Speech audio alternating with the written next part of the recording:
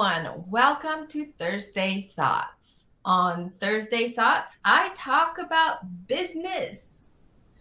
We are bakers and we are in the business of baking quality products so that we can have a profitable business. Okay? And I don't think people do understand that part about bakers and how hardworking we are and how much money flies out the door when we throw away products, right? And I'm talking to the cake bakers out there today, mainly because cake bakers have a very significant problem with waste, right? I'm sure every baker out there sells their cakes the next day. You sell out, right? Wrong. Nobody sells out their cakes the next day. I mean, if you do, you must have an amazing, profitable model. And for you, I'm saying to you, kudos, congratulations. You got an awesome business, a business that every baker dreams to have. Okay? But for the rest of us who don't have a business like that, whose cakes stay on the shelf for as long as 7 to 10 days, this is what I have to say to you. Shelf life of your cakes is important. When I talk about shelf life, I talk about two things. I talk about texture and I talk about antimicrobial. Okay? And with texture, it starts right at the mixing bowl. Okay? Texture is important when you start mixing the product. Okay? And if you work in the United States, like here, Portland, Oregon, we love our high ratio cakes. All right? Our high ratio cakes has high sugar, high fat, high everything. And it has a great shelf life. Okay, when you talk about sponge cakes, which is a little bit less in sugar, shelf life is affected in terms of softness. Okay, when you talk about chiffon cakes, totally different system altogether. But most cake bakers in the US work with high ratio cakes, and high ratio cakes comes chlorinated flour. You need chlorinated flour to hold all that sugar in the cake. If you don't, then your volume is going to be affected because starch gelatinization doesn't happen till later. Okay, so there's a whole science behind all this. Okay, don't think that as a cake baker using a high ratio formulation that you can just switch it out like that from chlorinated flour. Okay, learn more about cake and chlorinated flour on our cake flour page on Bakerpedia. So number one, make sure you have enough volume. Okay, if your volume is compromised, then your texture over shelf life will harden really fast. Okay, it hardens because number one, inadequate starch gelatinization. Number two, inadequate volume, not soft enough. Okay, so we talked about the starch gelatinization. Okay, that's all to do with chlorination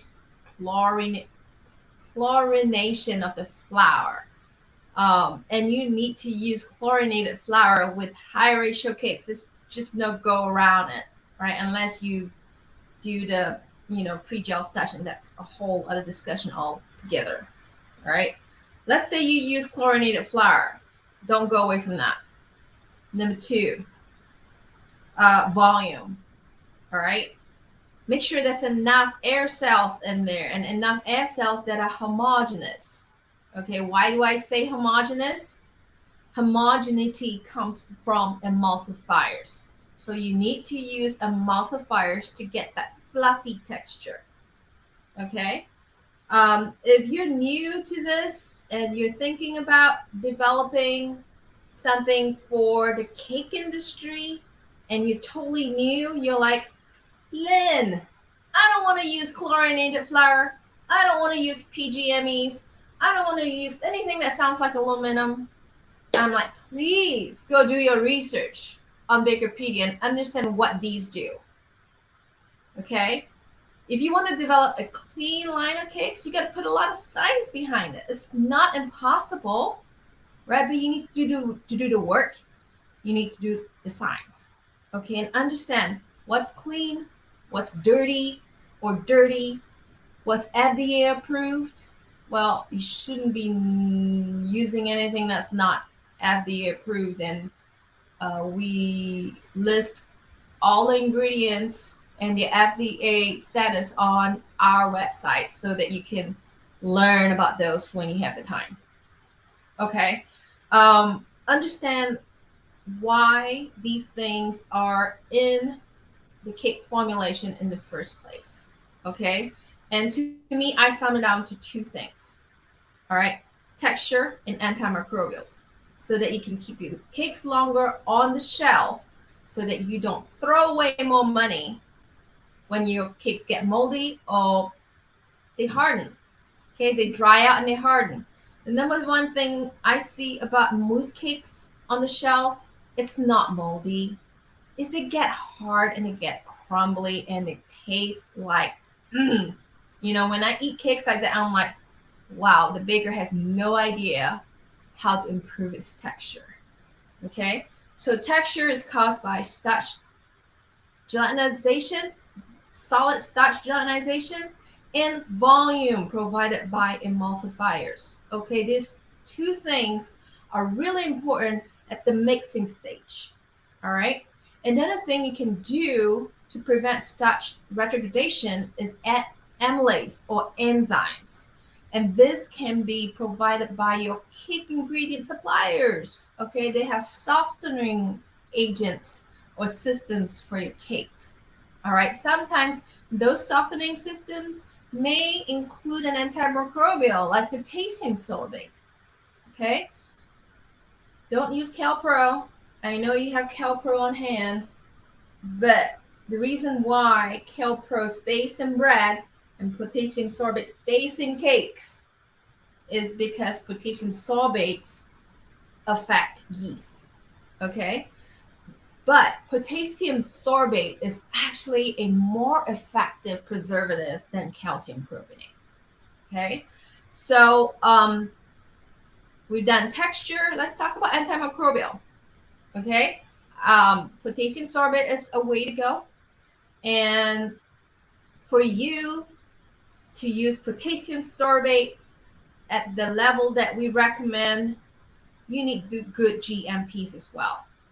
Good manufacturing practice. Okay, that means what? That means sanitize your area, change out your air filters, make sure that people do not touch the products with their bare hands, and make sure that the cake is packaged after it reaches 100 degrees Fahrenheit. Okay, not longer, please, because I see cakes sitting on cooling shelves for a long time until the packaging crew or decorating crew comes along. That's not right. It needs to go into containers. It needs to go into moisture holding containers right after it's cooled. Okay, if you don't keep that moisture in, then what you're doing is you're just drying it out on the shelf. That's not helping, right? Not after how much effort you put into mixing and making sure it's fluffy and making sure it's moist.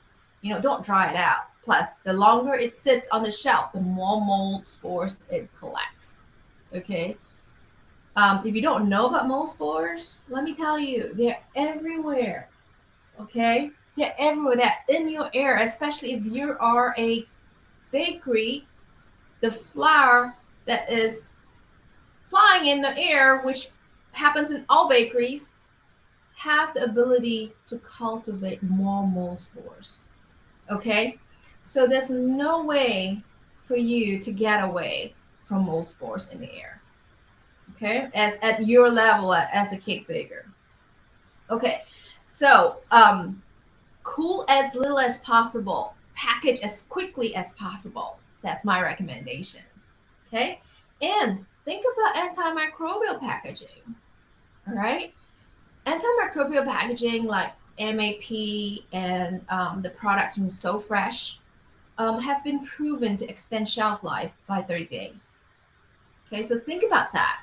So sanitation, gloves, potassium sorbet, proper packaging, you're gonna have a longer shelf life, which means what? Which means more money in your pocket because you're throwing away less cake. Okay, so we are going to talk more about these issues, more about the problems, and how to reduce your waste in the upcoming seminar on cakes. Okay, so sign up today. The link is below, and you can see ChemX is sponsoring this free session for you. It's free because we got sponsors for you. Okay, so what does ChemX do? Okay, this amazing technology created by Dr. Gary Siffin, he created an enzyme blend that actually eats away at the carbon of your cake pan. Okay, you know how we grease the cake pan, right? And all that grease gets stuck on it. And you don't want to spend hours and hours to hire someone to just clean it away. All right? Look at Dr. Gary's amazing system. It's actually a container with enzymes, and you change it out once a month. You dip the pan in there, the enzymes eat away at the carbon and the grease, and you come up with a clean pan. Saves you labor. Your carbon goes down. The carbon, you know how your customers might complain about carbon at the bottom of the cake. Yeah, that comes out. And it's not an expensive system, and you don't need to send your pans out for cleaning, and you don't need to get an extra set of pans. Okay, so 5 things that you actually can add to your bottom line if you buy into the ChemX system. All right, so I'm so excited to talk to Gary in that particular session and really go into his brains on how he developed the system. All right, and let's talk about cakes, and let's talk about more money to your bottom line because you throw away less cake. Okay, all right, that's all for today's Thursday Thoughts. I hope you have a great day, and I will see you again next week. Bye.